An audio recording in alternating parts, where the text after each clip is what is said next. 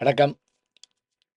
நம்முடைய நாட்ட பற்றி சொல்றப்ப, பாரத நாடு பழம்பெரும் நாடு, நீரதன் புதல்வர் இந்நினைவகற்றாதீர் அப்படின்னு பாரதி சொல்வார். ஞானிகள் மிகுந்த தேசத்திலிருந்து வருகிறேன்னு விவேகானந்தர் அமெரிக்கால போய் பேசியிருக்கிறாரு. அப்படிப்பட்ட ஞானிகள் அன்றைக்கும் வேத காலத்திலும், அதற்கு பிறகும் நாம் வாழும் காலத்திலும் இன்றைக்கும் ஞானிகள் இருக்கத்தான் செய்கிறார்கள். நாம் அவர்களை உணர்ந்து கொள்ள வேண்டும். குறிப்பாக வைணவத்தினுடைய குருவாக திகழ்வர் யார் என்று கேட்டால், விசிஷ்டாத்வைதம் என்கின்ற அந்த விசேஷ அத்வைதத்தை உலகுக்கு நல்கிய உடையவர் என்ற பெரும் பெயர் கொண்ட ராமானுஜர் ஆவார். நமோ நாராயண. அவருடைய சீடர்களுள் மிக முக்கியமானவர் யார் என்று கேட்டால், கூரத்தாழ்வார். கூரம் என்பது காஞ்சிபுரத்திலிருந்து 12 கல் தொலைவிலே இருக்கக்கூடிய ஒரு சின்ன ஊர் அது. அந்த ஊரின் மிகப்பெரிய தனவந்தர் இவர்தான். செல்வம் மட்டுமில்லை, ஞானத்திலும் சிறந்தவர். இவருடைய மனைவியே ஆண்டாள் என்கின்ற மிக சிறந்த பக்தை. இவர்களுடைய பிள்ளைகளே பராசர பட்டர், வியாச பட்டர். இவருடைய கல்வி ஆற்றல் எத்தகையது என்று சொன்னால், பாஷ்யம் உரை எழுத வேண்டும் என்று ராமானுஜர் நினைத்தபோது காஷ்மீரத்துக்கு சென்று அங்கிருந்த அந்த பிரமத இதுகளை கொண்டு வந்தபோது நடுவழியிலே பறித்து கொண்டு செல்கிறார்கள் அந்த மன்னருடைய ஆட்கள். ராமானுஜர் மிக வருந்துகிறார். என்ன செய்யலாம் என்றபோது நம்முடைய குரத்தாழ்வார் கேட்ட ஒரு கேள்வி, லட்சம் ஸ்லோகங்கள் கொண்ட அந்த ஸ்லோகங்களை இங்கேயே சொல்லவா, ரெண்டாற்றங்கரை நடுவே சொல்லவான்னு கேட்டாராம். ரெண்டாற்றங்கரை என்றால் ஒருபுறம் கொள்ளிடம், ஒருபுறம் காவிரி, நடுவிலே இருக்கக்கூடியது திருவரங்கம். அங்கு வந்து சொல்லவா, இங்கேயே சொல்லவா என்று கேட்டால், அத்தனை ஞாபக சக்தி உள்ள ஏகசந்தக்கிராதி. இவருடைய வாழ்க்கையில் தன்னுடைய குருவிற்காக இவர் செய்த தியாகம் எப்படிப்பட்டது தெரியுமா? குரு என்பவர் கடவுளுக்கு நிகரானவர் என்று நினைக்கக்கூடிய தேசம் இந்த தேசம். இன்றைக்கு நாம் ஆசிரியர்களை பெரிதாக நினைப்பதில்லை. ஆனால் அன்றைக்கு குருதான் அனைத்துக்குமானவராக இருந்தார்.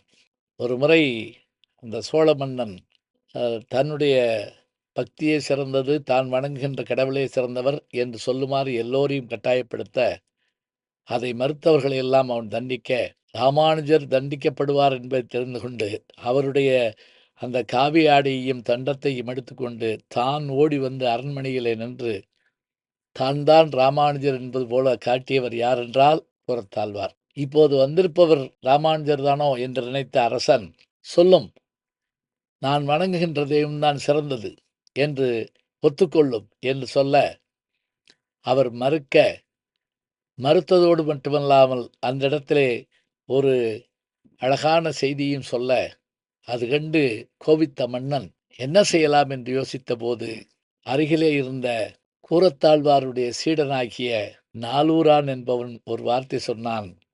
அரசே, இவர் ராமானுஜரே இல்லை. இவரை தண்டித்து பிரயோஜனம் இல்லை. ராமானுஜரை மாற்ற வேண்டும் என்று சொன்னவுடன், என்ன ராமானுஜர் இல்லையா? இவர் கண்களை பிடுங்குங்கள் என்று சொன்னவுடன் அவர் சொன்னாராம், நீ ஏன் பிடுங்க வேண்டும்? என் குருவுக்காக நானே என் கண்களை பறித்து கொள்ளுகிறேன் என்று கண்களை பறித்து கொண்டார். அப்படி குருவிற்காக தன் உயிரும் கொடுப்பதற்கு சென்றவர்தான் புறத்தாழ்வார். பார்வையற்ற அவரும் பெரிய நம்பிகளும் வந்து சேர்ந்தார்கள்.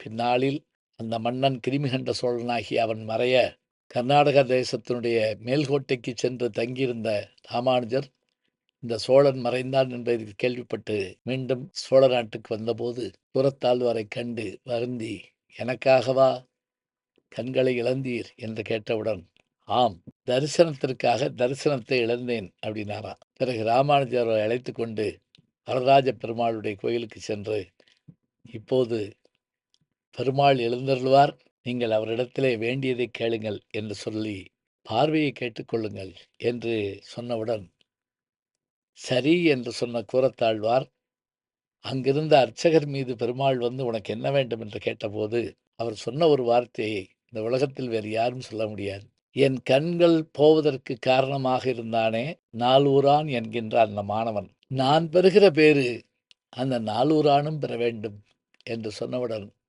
ராமானுஜர் மெய்விதிர்த்து போய் அவரை கட்டி கொண்டாராம். நீரல்லவோ ஞானி, உமக்கு வைகுந்த பதவியே கிடைத்தாலும் கூட அதனை உம்மை காட்டிக் கொடுத்தவனுக்கும் கண்ணை பறித்தவனுக்கும் தருகின்றீர் என்றால் உம்மை போன்றவர்கள் யார் இந்த உலகத்தில் இருக்கிறார்கள் என்ற வார்த்தையை சொன்னார். ராமானுஜரை காட்டிலும் மூத்தவராகிய கூரத்தாழ்வார் 123 ஆண்டுகள் வாழ்ந்ததாகவும், பிறகு மறைகிற காலத்திலே ராமானுஜர் வருந்தி நின்றபோது, வருந்த வேண்டாம், நான் திருநாடு சென்று உம்மை வரவேற்பேன் என்று சொல்லி மறைந்தாராம். இத்தகைய வரலாறுகளை எல்லாம் கேட்கிற போது, இதில் இருக்கின்ற இந்த அன்பையும் குருபக்தியையும் நாம் கேட்டு வியப்படைகின்றோம். இத்தகைய ஞானிகள் வாழ்ந்த தேசம் என்பதிலே நாம் பெருமை அடைகிறோம்.